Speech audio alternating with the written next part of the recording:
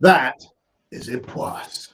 That is Époisses. Now, Époisses is one of the considered to be one of the pungentest, the biggest smelling cheese that you can get lips around. There's a rumor going around that it's banned on French public transport. That is not true. In true Gallic fashion, there is a guide to good behavior on French public transport, or different sections of it. And one of them is don't eat strong cheeses. But Époisses is just one of the cheeses it names. So, nonetheless, this is a stonker. Right, so I'm getting already burnt notes. I'm getting, oh yeah, really burnt wood notes. I'm getting really big meat notes. It's like the burnt edge of a big barbecued ox or something like that. Wow, I'm really getting into my words now. Right, so that's that. I'm going to put it back on the cheese cam here. Is that right? There we go, right there. And we'll have a let's talk a little bit about its history. Do you want me to shut up while we're there? So there is Cheese Cam talking about Époisses. Hello, Mr. Époisses. So what is Époisses? It's a cheese that's about puck-shaped. So it's about camembert size. You can get bigger ones, though. It can be up to sort of, 800 grams, maybe even as much as a kilo.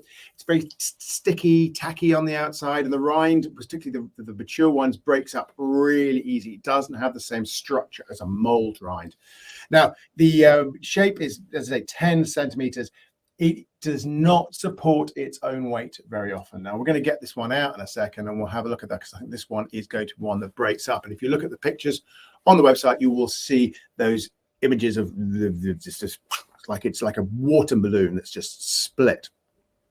It comes from the Côte d'Or, which is in the North Rhone, so with some absolutely fantastic wine growing regions around there. And it's washed not just in brine, but brine with Marc de Bourgogne. Marc de Bourgogne is a spirit made from the leavings of the grapes as they've been pressed, and it's a pungent number, and you can get drunk on it very carefully. So, health warning on that one. But it really gives an alcohol note coming off the edge, and you'll get that, although it's not as dominant as some of the other flavors, get that when tasting this cheese. It starts off orangey, pale, sort of a matte orange, sort of almost a bit fluffy. You can sort of feel that there's the texture of the sky. And as it gets older, it gets darker and wetter and rindier and then sort of more ugly to look at. And occasionally it gets so fully ripe when the skin's almost crusted up and you get little white dots coming off it. The other thing that happens with this cheese is the curd gets saltier. So let's go look at the flavor. In the taste and flavors, it is a very high savory cheese. And you're also going to get high salt with more aged versions of this. There's moderate acid. It's got a bit of a sort of tingliness around the tongue, but it's low sweet and low bitter. The sweetness, again, with similar to other cheeses, there is a really strong creaminess to this with a little bit of butter, mostly cream. And that has the sort of, let's call it the illusion of sweetness, that dairy sweetness. So that's present, but there's no sugary sweetness to be had. The other flavors, it's meat. It's often specifically liver, but this one here is mostly meat, very brothy, and hence that alcohol. Now, the alcohol is a grape alcohol, so there is a little bit of a grape note there, but it's really, really heavily fermented.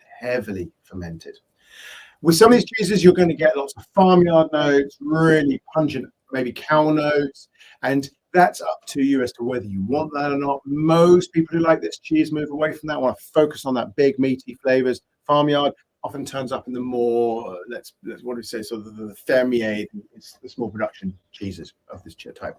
We also get horseradish, wet straw, wet wood smoke, burnt smoke, charcoal, things like that. Really, really, really complex, really powerful, will blow just about anything else off the cheese board.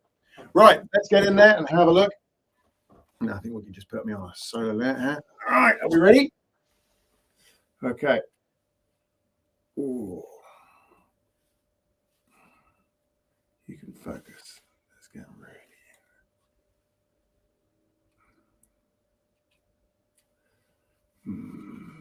Right, can you see that? It is nearly. That's going to fall off. There you go. Now these things, so I'm going to show this now. I'm just going to take this out here. They come in little paper, little like cupcake holders. And the reason is they need to breathe on top, so you can't wrap them. You can't wrap them like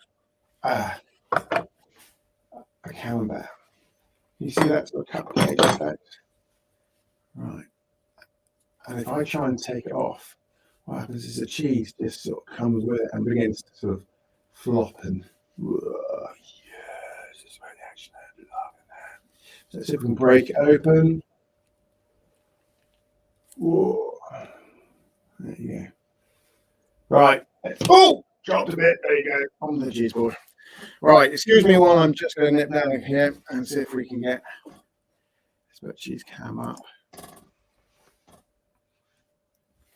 I'm just, excuse me while I get my fingers there. So this one's gone super gooey. I'm going to taste that. That's the middle bit is what people want. The rind is kind of optional, depending on your. Sorry. Depending on what you've got going on, you might find that the rind is just too much for you. Straight on the front of the tongue. Now this one's moderately high acid, in fact, slightly more high acid than salt actually, but it's spread all around the mouth. So it's got a really trigeminal pungency to it, with I wouldn't say histamine, but like a really like a sort of tingle all the way around the mouth. That's just brilliant. Some cheeses you feel you can sort of need to. Let's go for a bit more. So you need to sort of dilute like the cordial. So this one is really a little bit of French bread just to give it a little bulk out the foot structure and give a sense of what it is. So it's amazing cheese, highly recommended. When you choose it for yourself, very difficult to test its own ripeness because you can't get into the cheese like you can with a camembert. But go for the smell. So, and if you're getting a good pungency of it, and you should be able to see a dark color, almost moist on the rind itself, and that should give you a good guide for what it is. Or just trust a good cheesemonger. All right, go and enjoy Époisses, the big beast of the French cheese market.